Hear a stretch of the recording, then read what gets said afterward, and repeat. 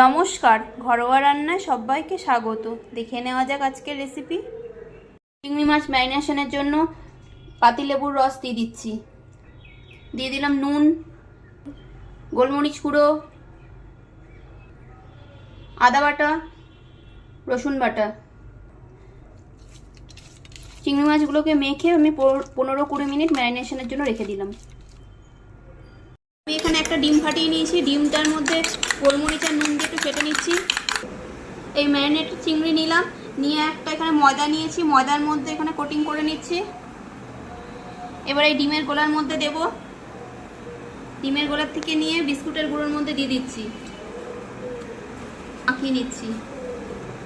সবগুলোকে বানিয়ে নিচ্ছি। সব চিংড়িগুলোকে আমি বিস্কুটের গুঁড়ো দিয়ে কোটিং করে নিয়েছি। কড়াতে রিফাইন্ড তেল দিয়ে দিয়েছি, তেল গরম হয়ে গেছে। এবার চিংড়ি মাছগুলোকে আমি ছেড়ে দিচ্ছি।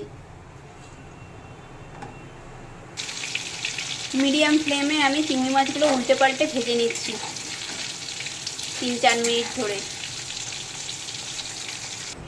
ভাজা হয়ে গেছে, তুলে নিলাম। সহজেই তৈরি হয়ে গেল প্রন টেম্পুরা।